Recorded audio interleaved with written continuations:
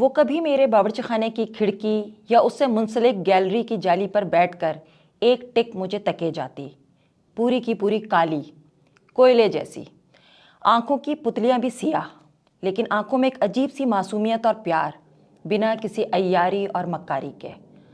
اس کی ماں گونگی تھی، جو کوئی 2 سال پہلے نہ جانے کہاں سے ہمارے گھر کے پچھواڑے میں بلا اجازت آن بسی تھی، اور تینوں وقت کھانے کے اوقات میں میرے باورچی خانے کے شیشے کے دروازے کے سامنے التجائی نظروں سے تکتی رہتی تو کچھ کھانے کو دیتے ہی بن پڑتا۔ رفتہ رفتہ وہ ہمارے گھر کا حصہ بن گئی۔ 1 سال تو ٹھیک گزرا، پھر مجھے اس کی صحت میں نمایاں فرق نظر آنے لگا۔ دن بدن اس کا پیٹ پھولا ہوا نظر آتا۔ وہ پیٹ سے کیا ہوئی کہ کھانے کی طلب 3 وقت کے بجائے ہمہ وقت رہنے لگی، آخری دنوں میں درد سے کراہنے لگی اور پھر ایک دم غائب ہو گئی۔ 2-4 دن کہیں نظر نہیں آئی، وہاں بھی نہیں جہاں وہ روز سوتی تھی۔ چند روز بعد وہ دوبارہ سے اسی طرح گھر میں نظر آئی، جیسے کہ کہیں گئی نہ تھی، لیکن کمزور اور نحیف لگ رہی تھی۔ پیٹ کا پھولا پن بھی ختم ہو چکا تھا، پہلے کی طرح شیشے کے دروازے سے لگی بیٹھی تھی۔ کھانا دیا تو جھٹ پٹ کھا گئی، ہر کچھ دیر بعد پھر ندیدوں کی طرح کھانے کی امید لیے آن ٹپکتی۔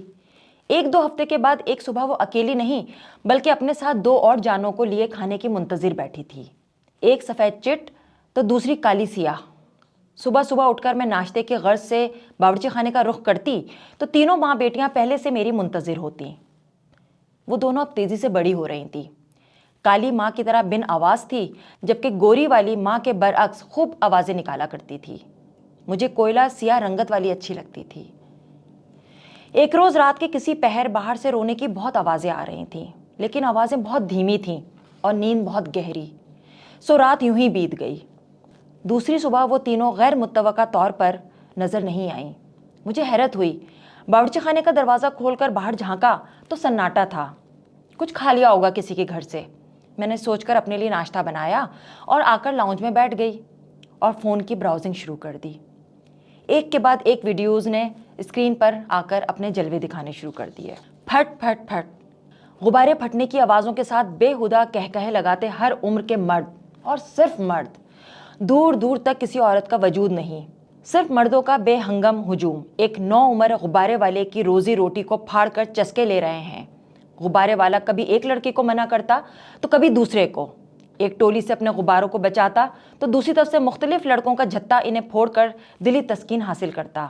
غبارے والے لڑکے کا غصہ آہستہ آہستہ بے بسی میں بدلنے لگا، کیونکہ اب غباروں کی تعداد بھی آدھی رہ گئی تھی۔ منچلے لڑکوں کی دیکھا دیکھی بڑی عمر کے مردوں کی بھی بغیرت ٹھڑک جاگ اٹھی۔ اب غبارے والا لڑکا مردوں کے جھمگٹے میں گم ہو گیا۔ محض ایک ہاتھ اپنے غباروں کو ان سفاک مردوں سے بچانے کی صحیح کرتا نظر آیا۔ جب تمام غبارے پھٹ گئے اور بچے کچے ہوا میں اڑ گئے تو جھمگٹا کہکے لگاتا ہوا غبارے والے کے ارد گرد سے چھٹنے لگا۔ غبارے والے کے ہاتھ خالی ہیں، لیکن آنکھیں آنسوؤں سے بھری ہوئی ہیں۔ خدا کے بندوں نے اپنی تفریح تباہ کے لیے ایک غریب کی اجرت اس کی آنکھوں کے سامنے پھاڑ کر ہوا میں اڑا دی تھی۔ مشال خان کا جسم بھی تو ہجوم نے غبارے کی طرح بار بار پھوڑا پھاڑا اور بھمبوڑا تھا۔ فرق صرف یہ ہے کہ وہ جسم تھا اور یہ محض غبارے، لیکن ایک کمینگی اور بے حسی تو ایک ہی طرز کی ہے۔ چند بکیا غبارے فضا میں بھٹک رہے ہیں۔ مجھ سے برداشت نہ ہوا تو جلدی سے اسکرین کی اسکرولنگ شروع کر دی۔ ایک ویڈیو پر نظریں جم گئیں۔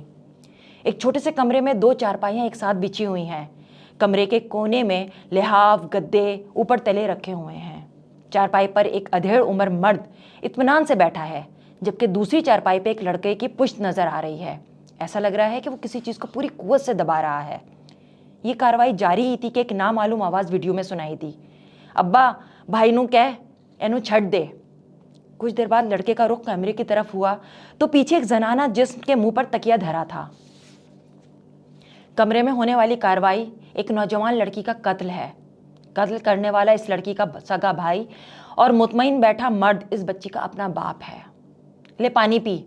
باپ نے بیٹے کی تھکن دور کرنے کے لیے پانی کی بوتل پکڑائی، جو بغیر کسی افسوس و خوف کے وہ غٹا غٹ پی گیا۔ بنا آنکھیں جھپکائے ویڈیو دیکھتی رہی کہ اپنی بیٹی بہن کے ساتھ ایسا ظالمانہ سلوک کیوں؟ آنر کلنگ یا زبردستی کی شادی؟ لیکن کہانی مزید لرزہ خیز ہوتی گئی۔ یہ غلیظ باپ اور بھائی دونوں بیٹی کا مہینوں سے ریپ کر رہے تھے اور پانی اب سر سے اونچا ہو چکا تھا کہ بچی حاملہ ہو گئی تھی اور اس کی موت ہی ان کی غلاظت کا پردہ رکھ سکتی تھی۔ ایک کمرے میں 3 افراد کی موجودگی میں ایک قتل ہو رہا ہے اور سب اطمینان اور سکون کی بانسری بجا رہے ہیں۔ ناقابل یقین حد تک بے حسی۔ ٹوبہ ٹیک سنگھ کے نام سے منٹو اور بشنت سنگھ کا نام نہیں، اب مریم اور اس کے قاتل ذہن میں آئیں گے۔ دماغ معاف تھا پر انگلیاں تیزی سے اسکرین پر دوڑ رہی تھیں کہ کچھ تو بھلی چیز نظر آ جائے۔ لکھا نظر آیا، ٹی وی ڈراموں اور فلموں میں نکاح حقیقی تصور کرنا چاہیے۔ بی بی، آپ کا شوہر کمائے نہ کمائے، اس کی تابعداری آپ پر ہر حال میں فرض ہے۔ روزے کی حالت میں استنجا کرنے کا صحیح طریقہ، نماز پڑھتے ہوئے پیروں کے ٹخنے ایک دوسرے سے ملے ہونے چاہیے۔ نہیں، یہ مولانا غلط فرما رہے ہیں، ٹخنے نہیں ملنے چاہیے، ملنے چاہیے، نہیں ملنے چاہیے، چاہیے نہیں چاہیے، یہی تکرار جاری تھی۔ میرا دماغ سن ہونے لگا۔ واقعی پاکستان وہ جگہ ہے جہاں صرف استرے ہی بنتے ہیں۔ میں موبائل آف کر کے باہر نکلی، ایک دم دوبارہ ذہن میں وہ کالی سیاہ آنکھیں یاد آ گئیں۔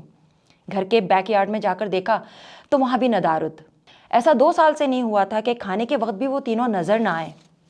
ابھی اندر آ کر بیٹھی ہی تھی کہ میرے خانسامہ نے آواز لگائی، باجی ادھر باہر آئیں۔ میں فوراً دروازہ کھول کے پورچ میں آئی تو خانسامہ نے پھر آواز لگائی، نہیں بالکل باہر آئیں۔ میں بیرونی گیٹ سے باہر نکلی تو درخت کے سائے میں گھاس پر کالی سیاہ بے سدھ پڑی تھی اور مکھیاں اس کے ساکت جسم پر بھن بھنا رہی تھی۔ اف، اسے کیا ہوا؟ میری آنکھیں نمکین پانی سے بھر گئیں۔ کھڑکی سے اس کا ایک ٹک مجھے معصوم آنکھوں سے دیکھتے رہنا یاد آیا، لیکن سیاہ آنکھیں اب بند تھیں۔ پچھلی رات ان بلیوں کی آہوزاری کی اب مجھے سمجھ میں آئی تھی۔ بیٹی کو فون پر بتایا تو اس نے رندھی ہوئی آواز میں کہا، اماں کالی بلی کو کچرے میں مت پھینکیے گا، اسے کہیں دفنا دیں۔ کالی سیاہ بلی کے مرنے کے 2 دن دونوں بلیاں نہ جانے کہاں غائب رہیں۔ غالباً جانوروں میں ہی اب احساس کرنے کی حس بچی ہے۔ ٹوبہ ٹیک سنگھ اور پشاور والے واقعے اور کالی بلی کی موت کا بھلا کیا موازنہ، سوائے ایک ظالمانہ بے حسی کے۔